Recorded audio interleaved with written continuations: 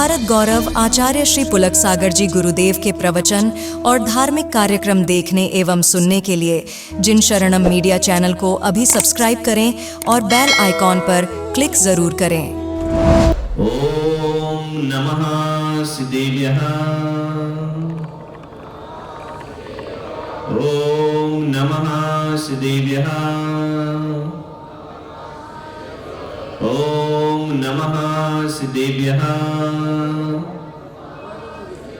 यदर्चा भावेन प्रमुदितमना दर्दयेह क्षणादासीत् स्वर्गे गुणगण समृद्ध सुखनिधि लवन्ते सद्भक्ता शिवसुख समाजं किम तदा महावीर स्वामी नयन पथगामी भवतु मे।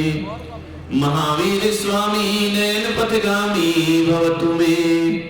महावीर स्वामी नयन पथगामी भवतु मे। प्रथम तीर्थंकर शिवदेव भगवान की। आवाज में थोड़ी जान पैदा करो, नाश्ता करके आए हो इसलिए जिंदा होने का सबूत दो। जोरदार जयकारा होना चाहिए। विश्वदेव भगवान की, पार्श्वनाथ भगवान की, महावीर भगवान की, परम पूज्य गुरुदेव आचार्य श्री पुष्पदंत सागर जी मुनि महाराज की पंच कल्याण प्रतिष्ठा महोत्सव की।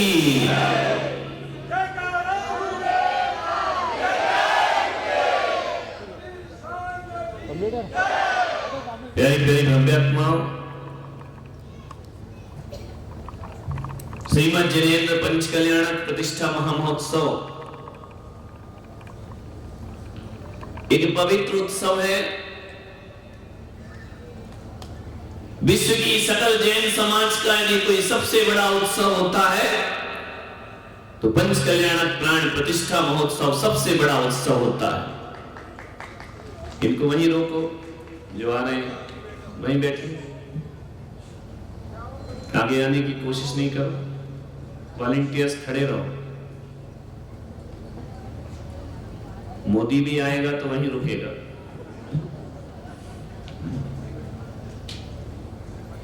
ये पंच कल्याण प्राण प्रतिष्ठा महोत्सव समस्त जैन समाज की आस्थाओं का महोत्सव है। ये खेलने कूदने का, रंग रलियों का महोत्सव नहीं है। ये महोत्सव यदि यहां पर है, ये आमोद प्रमोद का महोत्सव नहीं। ये महोत्सव जिसे आप अपनी आंखों से देख रहे हैं, तो ध्यान रखना यहां जो भी आयोजन हो रहा है वह त्याग वैराग्य और भगवान बनने की प्रक्रिया यहाँ पर दिखाई जा रही है कि भगवान कैसे बना जाता है। और मेले आते हैं तो लोग कहते हैं कि नए कपड़े पहनेंगे, अच्छा भोजन करेंगे, घूमने जाएंगे, मौज मस्ती करेंगे। लेकिन पंच कल्याण प्रतिष्ठा महोत्सव मौज मस्ती का नहीं होता है। यह तो जीवन में निगोद से निर्वाण की यात्रा यहाँ पर हुआ करती है, मोक्ष की यात्रा हुआ कर। ये विशुद्ध आध्यात्मिक मेला है। यहाँ धर्म है, यहाँ मोक्ष पुरुषार्थ है, यहाँ पुण्य का अर्जन है। तो यहाँ एक समय ऐसा आएगा कि अर्जन के बाद सब कुछ विसर्जन करके एक दिन वह आत्मा परमात्मा का रूप धारण कर लेगी।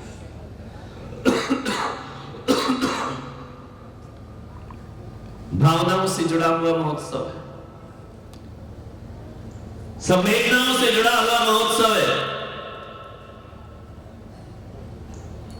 कुछ होने और कुछ बनने का महोत्सव है, कुछ पाने का महोत्सव है। कौन बोला बुढ़ापा आ गया? बुढ़ापा नहीं आया, मेरी स्वास्थ्य सही नहीं, लेकिन फिर भी तुम श्रद्धा से आए हो तो मुझे बोलना पड़ेगा। ये मेरी ड्यूटी है बोलना। जिन बिंब जिनकी यहां पर स्थापना होगी। एक बात आपसे पूछूं, ये पंच कल्याण प्रतिष्ठा महोत्सव कितने दिन का आयोजन है? बोलिए। 5 दिन का। कल हमने देखा कि शोभा यात्रा के रूप में श्री जी यहां पर आए, प्रतिष्ठित बिंब भी आए और अप्रतिष्ठित बिंब भी आए। लेकिन जब उन्हें गाजे बाजे के साथ लाया गया, इंद्र उत्सव के साथ उन्हें लेकर के यहां पर आया। अरे बात क्यों कर रहा रे सेटिंग वाला, बात क्यों करता है? बिना मुंह बोले भी तो काम होता है ना, इतना जोर से नहीं बोलने का। हमने देखा कि जब प्रतिमाओं को यहां पर लाया गया, मैं यहां बैठा बैठा सोच रहा था कि जो पाषाण के जिन बिंब यहां पर बन करके जयपुर से यहां आए हैं, एक बात ध्यान रखना, वह पत्थर की मूर्ति जो कल यहां पर आई, वेदी पर विराजमान हुई, वह एक पाषाण का टुकड़ा है। लेकिन एक बात याद रखना, 15 तारीख को यह पाषाण का टुकड़ा नहीं, जब यहां से लौटेगा तो भगवान बन करके लौटेगा। ध्यान रखना, आया पाषाण बनकर है, लौटकर भगवान बनकर जाएगा। कितना महान यह आयोजन है, एक पत्थर को कैसे भगवान बनाया जाता है, यह दृश्य यहां पर होगा। दृश्य ही नहीं होगा, भीतर से परिवर्तन भी होगा, वह प्रक्रिया भी होगी भगवान पाषाण को भगवान बनाने की। लेकिन बिच्छीवाड़ा वालों, नागफणी वालों, कहीं ऐसा ना हो जाए कि पत्थर का वह खंड, वह पाषाण खंड जब यहां से लौटे तो भगवान बनकर लौटे। ऐसा ना हो कि तुम जैसे आए वैसे ही 5 दिन बाद वापस लौट जाओ, तो तुम्हारा प्रतिष्ठा में आना कोई सार्थक ना होगा। मैं आपसे निवेदन करता हूं कि पत्थर भगवान बनकर लौटेगा तो कम से कम यहाँ बैठे सभी श्रद्धालु, सभी भक्त जीव, सभी सम्यक दृष्टि जीव जब यहाँ से लौटे, भगवान भले ना बन सको लेकिन सच्चे और अच्छे इंसान बन करके लौट जाना, तो तुम्हारा पंच कल्याणक मनाना सार्थक हो जाएगा। इंसान बन के लौटो। इंसान कौन होता है? इंसान कैसा होना चाहिए? इंसान में अनेक संभावनाएं मौजूद हुआ करती हैं। मनुष्य रूप में पैदा हुए हो, लेकिन जरूरी नहीं कि मनुष्य के रूप में पैदा हो गए तो मनुष्य के रूप में जी रहे हो। ये भी जरूरी नहीं कि मनुष्य के रूप में मर जाओ।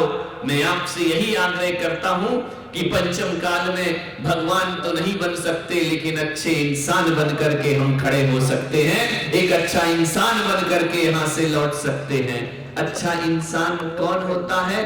यह देखना है भगवान के दिव्य चरित्र के साथ, यह देखना है भगवान के आचरण और वैराग्य से देखना है कि अच्छा इंसान कैसा होता है। केवल नाचना गाना, बैंड बाजों में झूम लेना, आरतियों में नाच लेना, इसका नाम पंच कल्याणक नहीं हुआ करता है। तीर्थंकर का चरित्र देखो, तीर्थंकर का वैभव देखो, तीर्थंकर का स्वरूप देखो, तीर्थंकर का स्वभाव देखो, तीर्थंकर का व्यवहार देखो। वह व्यवहार यदि हम यहाँ से लेकर चले गए तो मैं विश्वास के साथ कहता हूँ, ये मूर्ति की प्राण प्रतिष्ठा नहीं, तुम्हारे जीवन की प्राण प्रतिष्ठा हो जाएगी। भगवान को क्या भगवान बनाना? भगवान तो एक बहाना है, मुझे भगवान तो तुमको बनाना है। पत्थर की मूर्ति को क्या भगवान बनाना? वो तो भगवान पहले से ही बन चुके हैं। बहाना भगवान है, बनना हम सबको एक दिन परमात्मा है। हम सबको एक दिन मोक्ष की यात्रा करना, हमें अपना कल्याण करना। भगवान के क्या कल्याण करोगे? कल्याण तो अपना होता है। एक व्यक्ति आए, पंडित जी, एक व्यक्ति पिछले 10 साल से मेरे पीछे पड़ा। मालूम है क्यों पड़ा है? यहां भी आया था, नागफणी भी जब मैं पिछली बार आया था। मुझे भगवान के माता पिता बनना है। मैं टालते गया कि चल भाई अभी नहीं। जहां पर जिन शरणम में पंच कल्याणक हुआ, मुझे भगवान के माता पिता बनना, मैं का कोई और बन गया। अरे महाराज, मैं आपसे कितने वर्षों से कह रहा हूं, जितना भी पैसा लगे दूंगा, मुझे भगवान का माता पिता बनना है। मैंने जिन शरणम में टाल दिया, सूरत में पंच कल्याणक हुआ, आ गया, बोले मुझे भगवान का माता पिता बनना, इनका यहाँ भी बन चुका है। फिर वो नागफणी आ गया, बोले मुझे भगवान का माता पिता बनना है, इनका खैरवाड़ा का बन चुका है। 13 नंबर तो आने वाला नहीं। बोले आप ऐसा क्यों करते हो? मुझे बोल देते कि कितना पैसा लगेगा, मैं दूंगा, भगवान के माता पिता बनूंगा। मैंने कहा कि अरे नादान, पैसे देकर के तू भगवान का माता पिता बनना चाहता है? एक बात बताओ नागफणी वालों, एक बात याद रखना, हर व्यक्ति को भगवान के माता पिता बनना है। अभी कई लोगों की भावनाएं होंगी कि हम भी माता पिता बने। हाथ उठाओ रे जरा, कौन कौन माता पिता बनने की इच्छा रखता है? दोनों हाथों को उठा करके रखिए। ओ क्या बात, यहाँ भी सब तैयार, यहाँ भी सब तैयार। एक बात बताओ नागफणी वालों, भगवान किसी को नहीं बनना, भगवान का बाप सबको बनना है, ध्यान रखिए। कोई भगवान बनना नहीं चाहता है, जो देखो भगवान का बाप बनेंगे। अरे नादानो, भगवान के माँ बाप मत बनो, भगवान बनने की तैयारी करो, जीवन का कल्याण होगा। और जीवन का जिसे देखो उसे बाप बनना है। जब भगवान नहीं, हम भगवान के बाप। अरे नादान, माँ बाप तो 24 ही होते हैं, एक बात ध्यान रखना, लेकिन भगवान तो अनंत हुआ करते हैं, ध्यान रखिए। भगवान के माता पिता तो 24 ही बनेंगे तीर्थंकर के, लेकिन भगवान तो कोई भी बन सकता है, प्रत्येक व्यक्ति बन सकता है। आज इस पंच कल्याणक में जितने जोश से तुमने हाथ उठाया, हम भगवान के माँ बाप बनेंगे। अरे भगवान बनेंगे, ये संकल्प लेकर के जाओ, ध्यान रखना। माँ बाप बनने से कुछ नहीं होता है, भगवान बनने की राह पर चलो तो पंच कल्याणक में आना सार्थक हो। भगवान बन, हमको नहीं बनना भगवान का माँ बाप। मैं तो कहता हूं भगवान, मुझ पुलक सागर को किसी भी जन्म में माँ बाप नहीं बनाना, एक जन्म ऐसा देना मैं भी भगवान बनकर के दुनिया से विदा हो जाऊं, मैं भी भगवान बनकर के सिद्ध शिला में जाकर भगवान बनने का पुरुषार्थ करो। मूर्ति को भगवान बनाओगे, अपनी चेतना को परमात्मा कब बनाओगे, ध्यान रखिए। विषय भोग काम वासना में डूबा हुआ ये तुम्हारा जीवन, असंयम में डूबा हुआ जीवन, संसार की रीतियों में डूबा हुआ ये जीवन तुम्हारा, इससे ऊपर उठने का प्रयास करो। मान्यवर, जैन धर्म किसका है? बोलो, मुमड़ों का है क्या? नरसिंहपुरा का है? नागगांव का है? किसका है जैन धर्म? बोलिए, कौन है जैन? जैन धर्म किसी की बात की बपोती नहीं है, ध्यान रखना है। जो जिनेंद्र का हो जाता है, जैन धर्म उसका हो जाया करता है। जो जिनेंद्र भगवान को मान लेता है, वो जैन हो जाया करता है, ध्यान रख। क्या सोचते हो कि जैन केवल मनुष्य गति में है? नहीं, आने वाली 24 भविष्य काल की 24 मालूम है कहां से आएगी? नरक से निकल करके आएगी, ध्यान रखना। पहले तीर्थंकर महाराज श्रेणी नरक से निकल करके प्रथम तीर्थंकर बनकर धरती पर दिव्य प्रकाश फैलाने आएंगे। इसका मतलब है कि जैन धर्म नरकों में भी है, वहां से 24 भगवान निकल कर आएंगे, ध्यान रखना। नारकियों का पास भी जैन धर्म है, ध्यान रखिए। पशुओं के पास भी जैन धर्म है। शेर की पर्याय से महावीर को आत्मा का बोध हो जाता है, तो हाथी की पर्याय से पारसनाथ की यात्रा कर लिया करते हैं, ध्यान रखिए। इसका मतलब है एक शेर भी जैन बन जाता है अपने हृदय में जब भगवान बनने की भावना जागृत करता है। इसका मतलब है कि जैन धर्म त्रियंचों के पास भी है। पशु गति में भी जैन धर्म है। यदि पशु गति में जैन धर्म नहीं होता तो कोई नाग नागिन नमोकार सुनकर धर्मेंद्र पद्मावती बनकर के खड़े नहीं होते, ध्यान रखना। कोई गाय पीने पर दूध नहीं गिराती, इसलिए दूध गिराई उस गाय के भीतर भी जिन शासन मौजूद था, ध्यान रखिए। देवताओं के पास भी जैन धर्म है।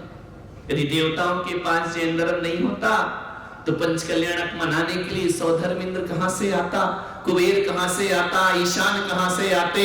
पांचों कल्याणक देवता करते हैं। इसका मतलब मैं पुलक सागर कहता हूं कि जैन धर्म देवगति में भी हुआ करता है। और आप सब यहां पर बैठे हैं भगवान की श्रद्धा रख के, तो मैं दावे के साथ कहता हूं जैन धर्म मनुष्य गति की भी पहचान हुआ करती है, मनुष्य गति की भी संपदा।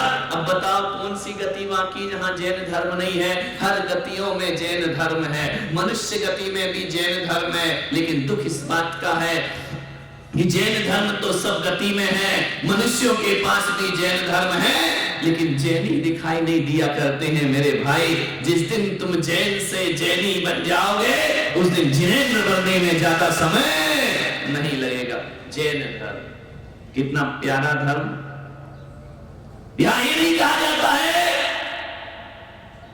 कि ईश्वर एक है, यहां कहा जाता है प्रत्येक आत्मा में ईश्वर मौजूद हुआ करता है।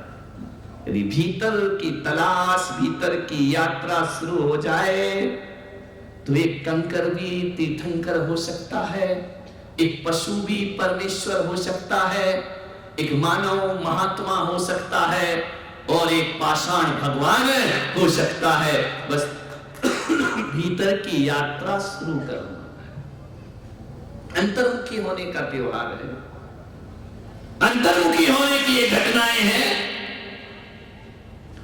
आप ये सोच रहे हैं कि नकली सौदर इंद्र है, नकली माता पिता है, नकली मूर्ति है, नकली पंच कल्याणक, नकली पंच कल्याणक। बोलिए, यदि आप समझेंगे कि नकली पंच कल्याणक है तो फल भी आपको नकली ही प्राप्त होगा, ध्यान रखना। और जो सोचता है कि असली पंच कल्याणक है तो उसको फल भी असली प्राप्त हुआ करते हैं, ध्यान रखना।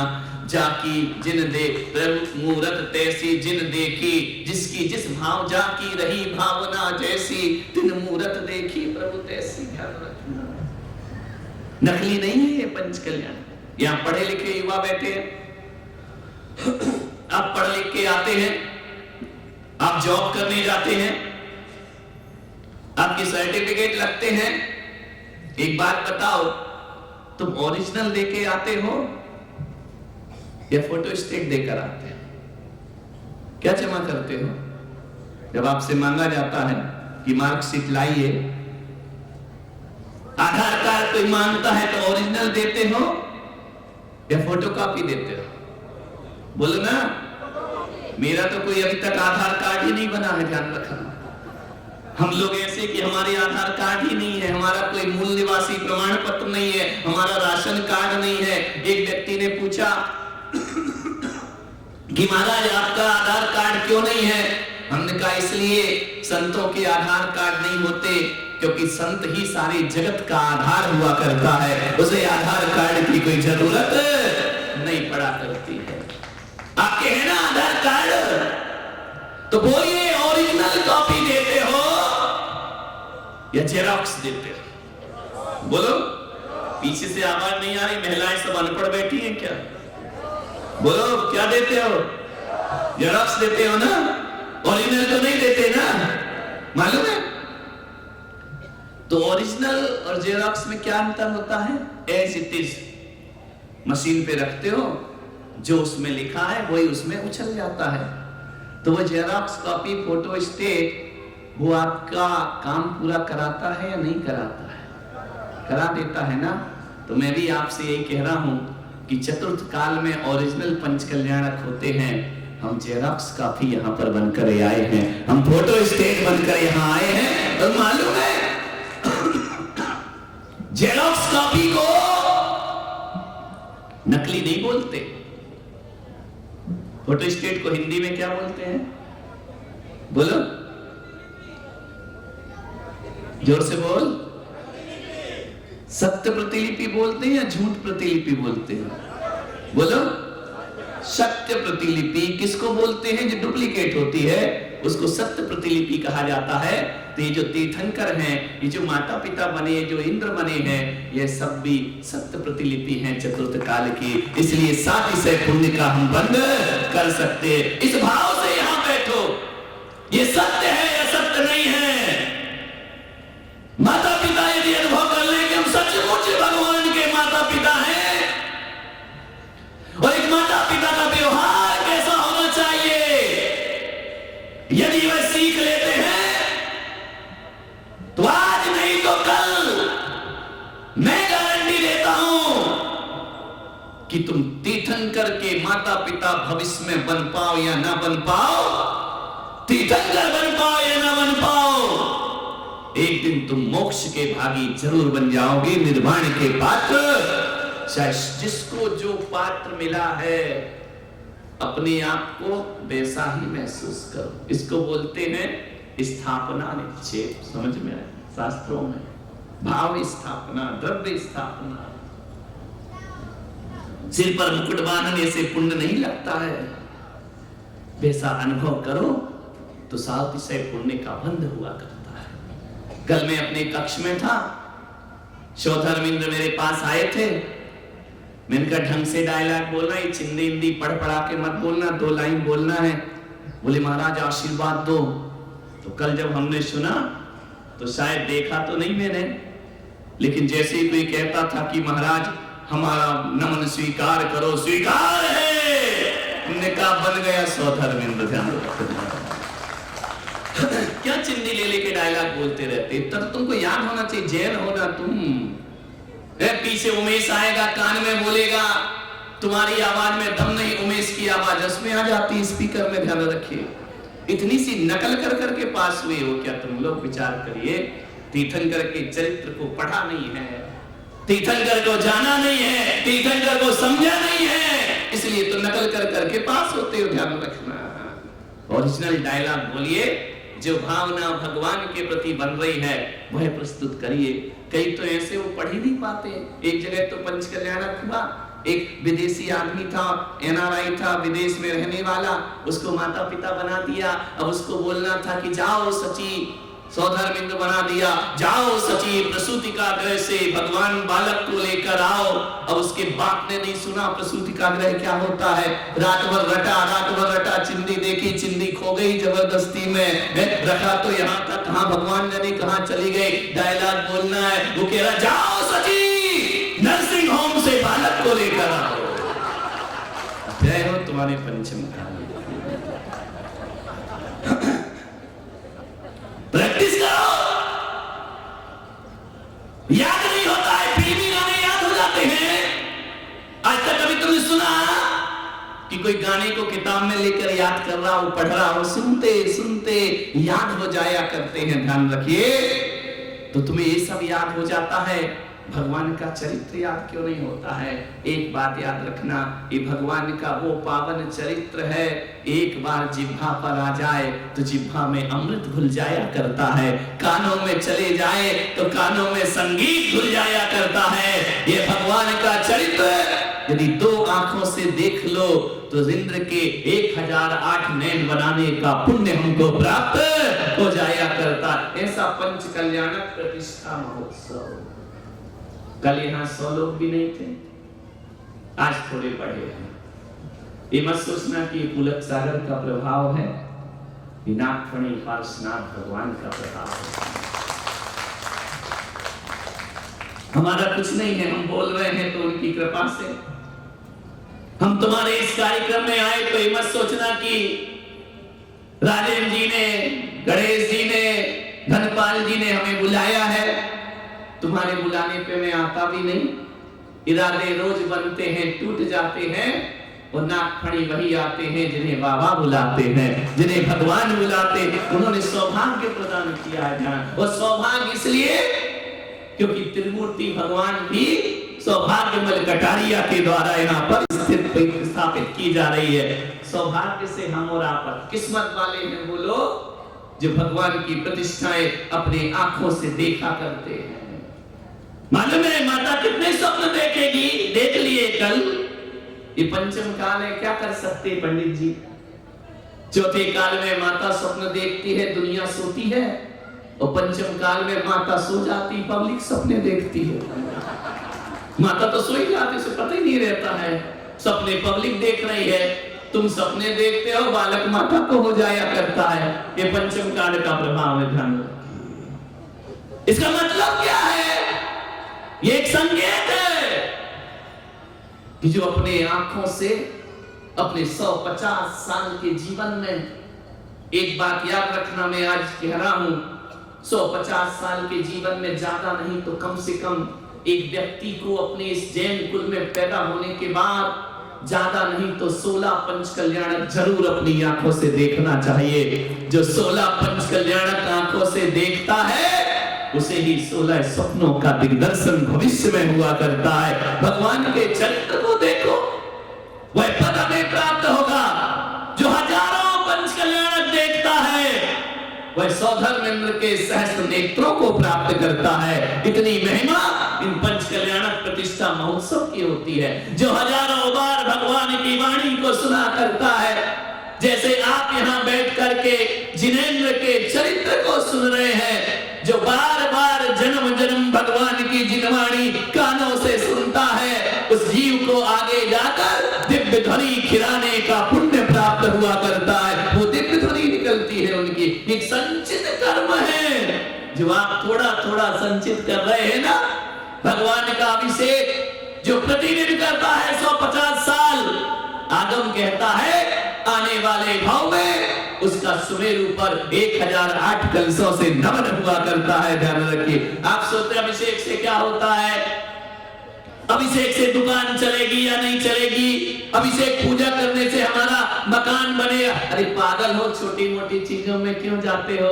रोज अभिषेक करो, एक दिन तुम्हारा भी अभिषेक होगा। ध्यान रखिए। रोज भगवान के मंदिर जाओ, सिद्धालय में तुम्हारा स्थान निर्मित हो जाएगा। जुड़ो तीर्थंकर भगवान से, पुलक सागर से जुड़ के तुम्हारा कल्याण नहीं होने वाला। जितने भी लोग यहाँ बैठे, मैं आपसे कहता हूँ मुझसे जुड़ के कल्याण नहीं होगा, क्योंकि अभी तो मेरा ही कल्याण नहीं हुआ है। यदि जुड़ना है तो तीर्थंकर से जुड़ो, तुम्हारा कल्याण अवश्य हो जाएगा। ध्यान रखिए। तीर्थंकर के पांचों कल्याणक से जुड़ो। मेरे बोलने की ताकत नहीं है, गला इतना खराब है, लेकिन बाबा बुलवा रहा है, हम बोले चलिए जा रहे हैं, ध्यान रखना। अब बीच बीच में खांसी आ जाती है, अब ज्यादा लंबा चौड़ा हाईवे हो तो स्पीड ब्रेकर तो थोड़े थोड़े आ ही जाया करते हैं, उससे कोई फर्क नहीं पड़ा करता है। लेकिन जब तक मेरे जीवन में श्वास है, जब तक मेरे हृदय में धड़कन है, जब तक मेरे सिराओं में रक्त बह रहा है जिन शासन का, जब तक मेरे शरीर में कंपन बाकी है, जीवन की अंतिम सांस तक तीर्थंकर के गुण गाता रहूंगा, कहीं भी चला जाऊं उनकी महिमा का बखान करता रहूंगा, मेरा जीवन सार्थक होगा। इसलिए नहीं कि इससे तुम प्रसन्न हो जाओगे, तुम प्रसन्न हो या ना हो, मेरा आगामी भाव सुधर जाएगा, कल्याण हो जाएगा। जन्म रखिए। तीर्थंकर की यह वाणी, तीर्थंकर का यह स्वरूप, तीर्थंकर की यह महिमा अद्भुत होते हैं। तीर्थंकर जो कल्याण करना नहीं चाहते हैं ना, यदि उनके निकट पहुंच जाए तो उनका भी कल्याण अपने आप होने लगता है। ध्यान रखिए। ये पंच कल्याण प्रतिष्ठा महोत्सव, आप सब सौभाग्यशाली हैं या नहीं मुझे नहीं पता, लेकिन ये पंडित जी ने जो मुझे सौभाग्य प्रदान किया है, आदरणीय सुधीर जी मार्तंड की भावना रही कि यहाँ पर जो नागपड़ी में पंच कल्याणक हो, पुलक सागर के हाथों से यहाँ की प्रतिष्ठा होना चाहिए। उन्हें जैसे ही पता चला मैं बागड़ में माड़ में आ रहा हूँ, उन्होंने कोई और साधु नहीं मुझे चुना। मान्यवर, पंडित जी का सौभाग्य क्या है, आपका सौभाग्य क्या है, नागफणी का पंच कल्याणक करा रहा हूँ, ये मेरे जीवन का परम सौभाग्य हुआ करता है। ऐसे पावन तीर्थों पर जाना, अतिशय क्षेत्रों में जाना, चमत्कारिक क्षेत्रों में जाना, जन्म जन्म के पुण्य का उदय हुआ करता है। मान्यवर, बातें बहुत सी हैं, 10:30 बज रहे हैं। हमने 9 बजे माइक बोला था, हम खुद ही नहीं आए थे, तुम्हारी कोई गलती नहीं। फिर यहाँ आकर देखा कि तुम भी ढीले ढीले आ रहे हो, तुम भी इतने होशियार हो ना, यहाँ वहां खड़े रहते हो, और जैसे ही महाराज की आवाज सुनती सब उड़ करके यहाँ आके बैठ जाते हो, उससे पहले आना नहीं चाहते हो। लेकिन कोई बात नहीं है, हम यहाँ बैठ करके जीवन की धन्यता को अर्जित करें। मनुष्य रूप में पैदा हुए हैं, मनुष्यता अर्जित करना अभी बाकी है। ध्यान रखना, मनुष्य रूप में पैदा होने से मनुष्य नहीं बन जाता कोई, मनुष्यता को अर्जित करना है। मनुष्य संभावनाओं का पुंज है, अनंत अनंत संभावनाएं उसके अंदर है। वह अधोमुखी भी हो सकता है, वह ऊर्ध्वमुखी भी हो सकता है। मनुष्य में इतनी अनंत संभावनाएं हैं, वह आतंकवादी भी बन सकता है, वो सही मार्ग पे चले तो अरिहंत भी बन सकता है। ये संभावनाएं तुम्हारे अंदर मौजूद है। एक जानवर से ज्यादा कुछ नहीं बन सकता है। विचार करिए, एक कुत्ता कितनी भी मेहनत कर ले, वो घोड़ा कभी नहीं बन सकता। मरते दम तक कुत्ता ही रहेगा। एक गधा जीवन भर गधा ही रहेगा। एक शेर जीवन भर शेर ही रहेगा। एक नारकी जीवन भर नारकी ही रहता है, कितना भी पुरुषार्थ कर ले। देवता देवता ही रहेंगे। लेकिन हे मानव के पुतले, तेरे अंदर इतनी संभावनाएं हैं कि तू मनुष्य बनकर पैदा होता है। यदि सत्पुरुषार्थ कर ले तो तू भगवान बनकर भी दुनिया से विदा हो सकता है। ये भगवान बनने का रास्ता, सौभाग्य मनुष्य को प्राप्त हुआ है। हम चारों गतियों में जा सकते हैं। हम जीवन को ऊंचाइयां प्रदान कर सकते हैं। बुद्धि मिली है, दिमाग मिला है, थोड़ा सा भगवान ने पुण्य दिया है। विषय वासनाओं में मत लगाओ, इसको आत्म कल्याण में लगाने का प्रयास करें। अच्छी आयु मिली, अच्छा वंश मिला, अच्छा कुल मिला, अच्छी शरण मिली, क्यों इस जीवन को बर्बाद करता है इंसान? ध्यान रखिए। मानिए, आदमी उठे तो इतना ऊपर उठ सकता है, इतना ऊपर उठ सकता है कि चांद तारे भी नीचे रह जाएं और मोक्ष की यात्रा कर सकता है। और आदमी गिरे तो इतना गिर सकता है, इतना गिर सकता है कि पशु की पशुता भी शर्मा जाए और धरातल में इंसान पहुंच जाए। ध्यान रखिए, गिरे तो इतना गिरता है कि जानवर भी तुम्हें देखकर शर्मिंदगी महसूस करे। मान्यवर, आपसे निवेदन है, गर्भ कल्याणक चल रहा है, उत्तर रूप है। आज माता को बताया जाएगा कि हे देवी, तेरी कुक्षी में कोई साधारण मनुष्य नहीं, तीर्थंकर जैसा परमात्मा तेरी कुक्षी में अवतरित होने वाला है। जब ये शब्द माता वामा देवी के कानों में पड़ते हैं ना, उसे लगता है कि जैसे आकाश ने धरती को आकर छू लिया हो। उसके पुण्य की सराहना जैसे ही वह विश्वसेन से पूछती है कि मेरे सपनों का फल क्या है। हे देवी, तू धन्य हो गई, तेरा नारित्व तो सफल हो गया, तेरी पर्याय सार्थक हो गई। देवी, मैं तो क्या, 3 लोग भी तेरे चरणों में नमस्कार करेगा, क्योंकि आज अंतिम रात में, अंतिम पहर में तेरे गर्भ में तीर्थंकर जैसी आत्मा का अवतरण होने वाला है। ये शब्द सुनकर वह नारी धन्य हो जाती है। आपका जीवन भी धन्य धन्य हो जाना चाहिए। बाकी बातें कल करूंगा। कल भगवान जन्म होगा, भगवान का जन्म कल्याणक होगा। कब कैसा होगा, पंडित जी जैसा निर्देश करेंगे वैसा होगा। और पंडित जी की सानिध्य में पहला पंच कल्याणक हमारा दिल्ली में भी हुआ था और गांधीनगर में भी मैं ब्रह्मचारी था। हाँ, जब मैं 93 में था।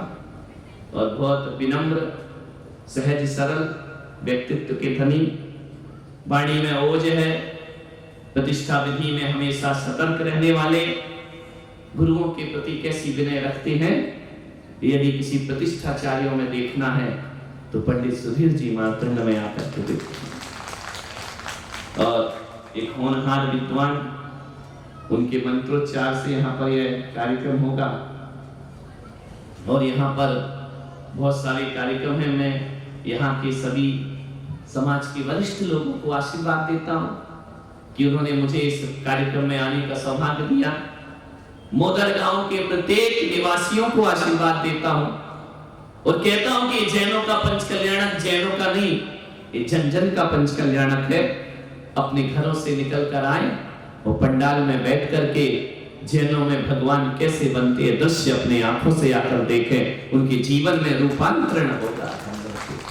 या कि सरपंच साहब से भी कहूंगा, या कि जो भी अधिकारी है उनसे भी कहूंगा, कुछ करो या ना करो, 1 घंटे, पौन घंटे इस प्रवचन में आओ, क्योंकि अकेला दृश्य देखने से आप नहीं समझ पाएंगे जैनों के भगवान क्या होते हैं। जैनों के भगवान की महिमा जिस दिन आप जान जाओगे, उस दिन मैं विश्वास से कहता हूं कि पूरा मोदर गांव नागफणी पारसनाथ की सुरक्षा में खड़ा हुआ हमें दिखाई देगा। ध्यान रखना, श्रद्धा से भर दूंगा, तुम्हारे अंतस में तीर्थंकरों का प्रेम प्रवाहित हो जाएगा। ध्यान रखिए, यहाँ सभी समाज वर्ग लोग आए, सीमाओं को न समझे कि जैनों का है, मर्यादाएं हैं, नहीं। ये पंडाल जो बना हुआ है विशाल, स्टेज को छोड़कर जितना भी स्थान है, कोई भी धर्म पिपासु यहाँ आकर के बैठ सकता है और अपने जीवन का कल्याण कर सकता है। सबको बहुत बहुत आशीर्वाद देता हूँ। जिस तरह से कल का और आज का दिन आनंद में बीता, आगे के दिन भी बीते। यहाँ की युवा शक्ति को भी मैं आशीर्वाद प्रदान करता हूँ। जिस तरह से वो सेवा में लगे हुए हैं 24 घंटे, मैं उन्हें आशीर्वाद देता हूँ। आओ इस अध्यात्म के मेले को, इस परमात्मा बनने की प्रयोगशाला को हम जीवन की ऊंचाइयां प्रदान करें, अपने जीवन का रूपांतरण करें। आप सबने सुना, अनुग्रहित हूं। जय